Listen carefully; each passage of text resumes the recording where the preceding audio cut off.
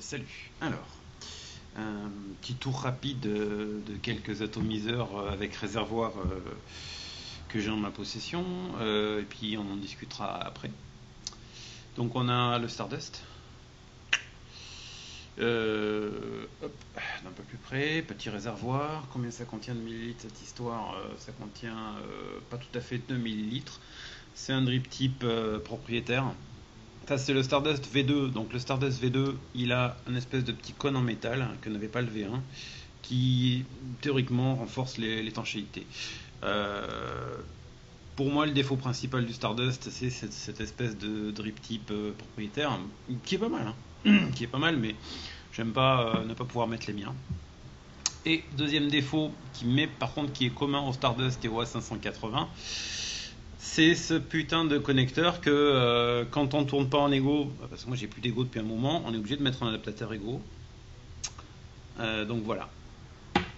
Le A580, à la base c'est ça. C'est une espèce de grosse cartouche. C'est un Cliro, hein. Globalement c'est un Cliro. Sauf que voilà, c'est enrobé dans une jolie cartouche en métal. Clac.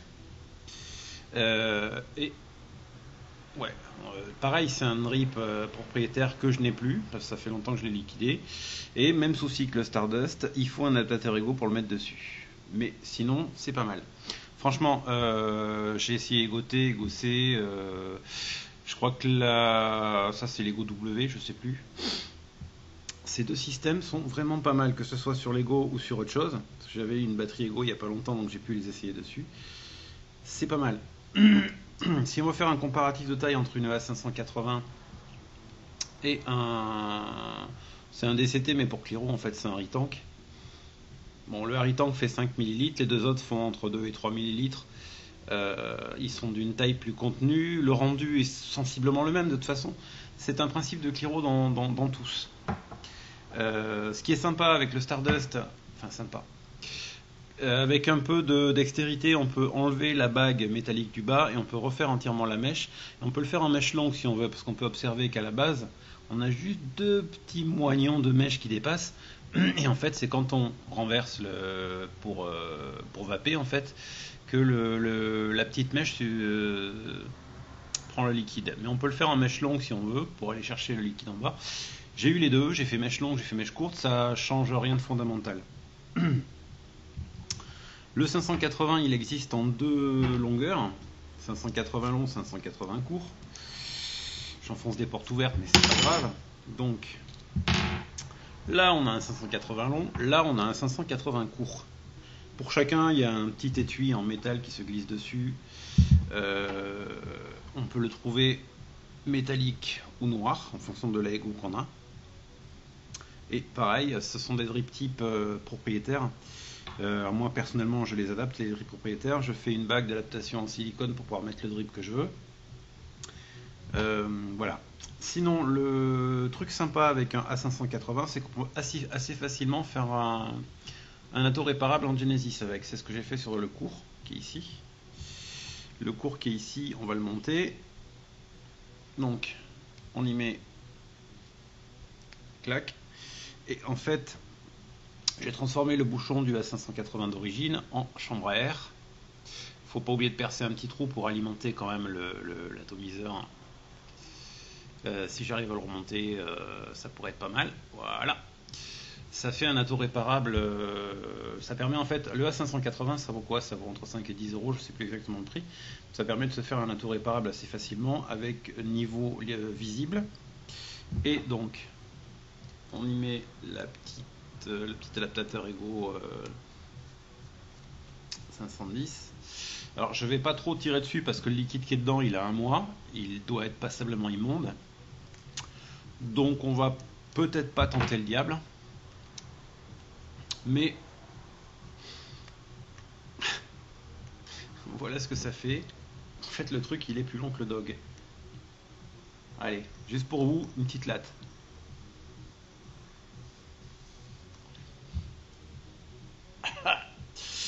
Non seulement c'est dégueulasse, parce que le liquide est vieux, mais la batterie est vide, ça rend pas. Mais voilà, effectivement, on peut faire un truc assez sympa avec. En passant, on va vaper un peu sur le Stardust. sincèrement, pour avoir essayé les Gossé et les Goté, le A580 et le Stardust sont vraiment une belle évolution. Le Stardust a peut-être un petit plus dans le sens où il est mignon, il a une taille un peu plus contenue et le rendu est largement supérieur à un CE2.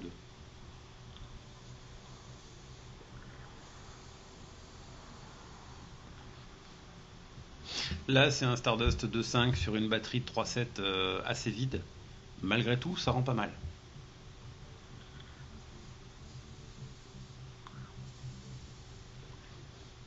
Si je devais faire un top 50, on va dire, des atomiseurs, je mettrais les Goté loin, très loin dans les oubliettes. Le 580 médium, pas mal. Et c'est vrai que le Stardust, pour ce type de réservoir, est quand même supérieur à tout le reste. On peut le retourner dans tous les sens, il fuit pas. Avec deux mains qui fonctionnent correctement, on peut arriver à refaire son Stardust et à le faire durer très longtemps. Il y a quand même un souci sur le Stardust que j'ai eu, sur les 3 Stardust que j'ai eu, c'est qu'il se fissure toujours un petit peu à l'embase. Même si on ne le refait pas, il y a des fissures qui apparaissent. Bon, il fuit pas pour autant, mais bon, pas très sécurisant. Donc voilà, ça c'était le Stardust.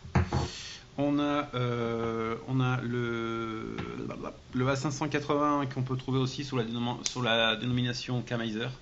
Le K-Miser, c'est aussi un A580. Le A580, c'est un Cliro évolué qui est vraiment pas mal. Hop, clac. Maintenant, ma petite préférence va à quoi? La plupart le savent déjà, à la tour réparable.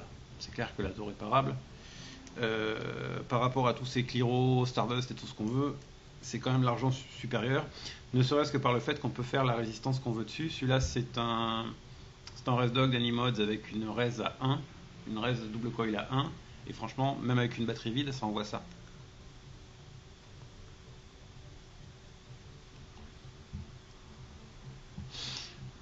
C'est du bon banania. Histoire de clôturer un peu le sujet, je vais vous montrer aussi comment est-ce qu'on fait une coil assez simplement sur un atto réparable. Ça vous servira ou pas, mais voilà, j'avais dit que je le mettrais dans le petit reportage.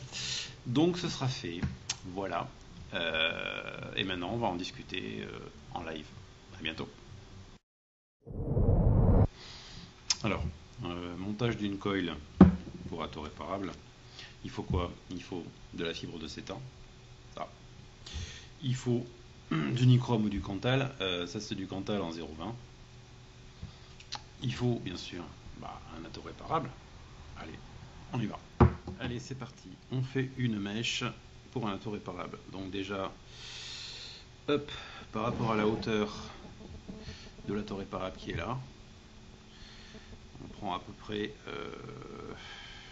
3 cm de fil qui va tremper dans l'atto réparable. Et on prévoit de faire une petite boucle de retour pour mettre la coil. Donc ça donne à peu près ça. Tac. Il n'y a plus qu'à couper. Je coupe mal. On est mal. Donc voilà. Ça donne ça. Qu'on va ici recourber. Parce qu'en fait, la capillarité est meilleure quand on fait une boucle ici que quand on n'en fait pas. Ensuite, on prend son fil. Généralement, pour une simple coil, on en prend à peu près 10 cm. Alors, ce qu'on fait une fois qu'on a ça, pour passer un peu le goût un peu pas très agréable qu'on a sur les premières lattes, en fait, on crame avec un briquet, on met à incandescence le fil, ça permet de l'assouplir et d'enlever un peu le goût pas terrible qu'on peut avoir sur un atto réparable sur les premières lattes. En plus, ça évite qu'il reste raide et qu'on soit embêté au moment d'espire. Parce qu'il a tendance à pas garder la forme quand il est brut. Donc, petite incandescence. Donc, on reprend notre fil ici. On fait la boucle. Voilà, une jolie boucle bien propre. C'est pas évident de trouver la caméra. Ensuite, Par rapport à mon étau réparable, je m'arrange toujours pour que le fil du haut corresponde à la borne du haut, etc. Donc le fil du bas, je vais la commencer comme ça. Tac. On met dessus une tête de seringue. Parce qu'il faut pas trop la serrer, la coil. Sinon la capillarité est mauvaise. Donc, clac. Et là, je commence à enrouler mes spires. En gros, pour faire une coil à 1,5, il faut 5 spires en simple fil. Là, je veux faire une coil à 2, donc je vais faire pas mal de spires. Je vais en faire 6-7, je pense. Tac. Voilà. Ça donne ça. Ça donne ça. Et je vérifie de suite la résistance que je peux avoir en la testant en live. Ça donne pas la résistance précise, ça donne une bonne indication de ce que ça va être au final. Donc le multimètre, paf paf, et qu'est-ce que ça dit? Ça dit rien, parce que ce multimètre il fait ce qu'il veut. Allez.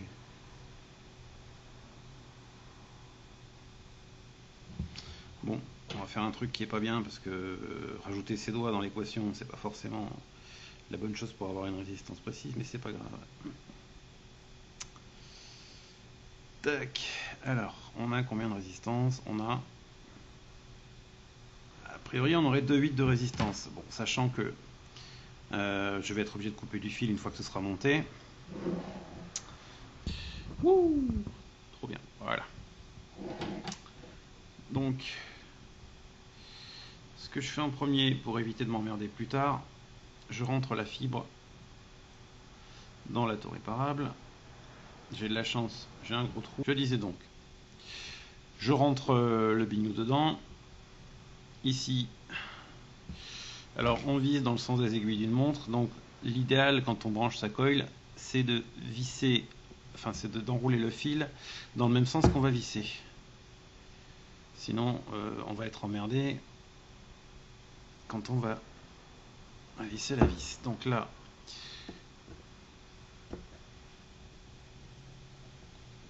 le neutre est fixé.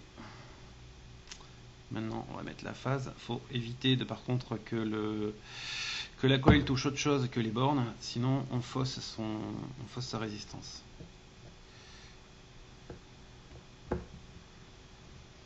Souvent, il y a des rondelles en fait en métal au niveau des plots, et il faut éviter de les toucher, ces rondelles en métal. Voilà, si je pouvais avoir un focus sympa, on verrait ce que ça donne. Voilà, ça c'est une mèche réparable. La résistance, ça dit quoi? Le lavatube me dit 1,9. C'est pas mal. 1,9. Sur un VV, il faut essayer de toujours être à peu près aux alentours de 2.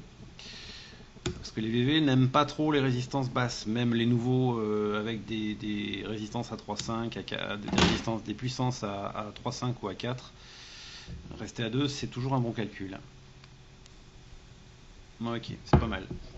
Alors on va un peu lui mouiller la tête, voir si ça lui plaît.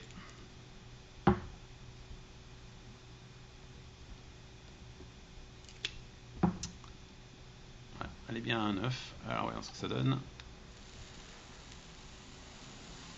Eh ben ça me semble pas mal. Donc on va pouvoir remettre le plexi, faire le remplissage. Et roule ma poule. Tac. Alors il faut éviter que les mèches se prennent dans le plexi. Donc c'est toute une technique de Sioux pour abattre les mèches à l'intérieur. Voilà, une. Et oui, vous voyez pas grand chose, c'est pas super intéressant. En fait, le but c'est de placer stratégiquement les mèches à l'intérieur du réservoir pour pas qu'elles soient prises en bas quand on va fermer. Voilà. Elles sont légèrement recourbées. Il n'y a plus qu'à plaquer. Bien sûr, j'ai pris ma chemise dedans, c'était logique. Voilà. Maintenant, on va remplir avec le petit die qui va bien. Le petit die qui va bien. Le petit die qui va bien. Tu es où, mon petit? On va souffler un peu la seringue parce qu'il y a encore du halo menthol dedans et j'ai pas forcément envie de remettre du menthol.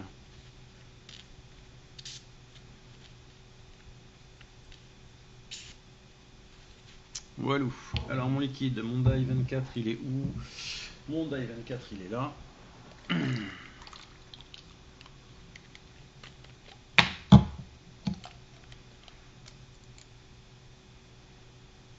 Ça paraît assez fastidieux de faire une coil, mais en fait ça l'est pas du tout. C'est juste une question d'habitude.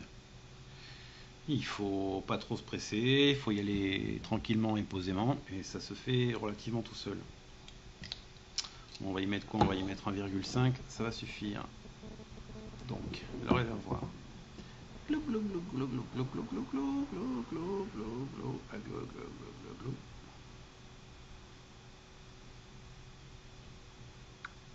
Voilà, on va s'arrêter là.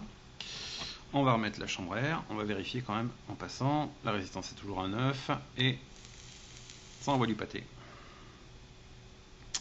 Ça envoie du pâté. Hop. Je referme. Et est-ce que c'est bon? Grande question.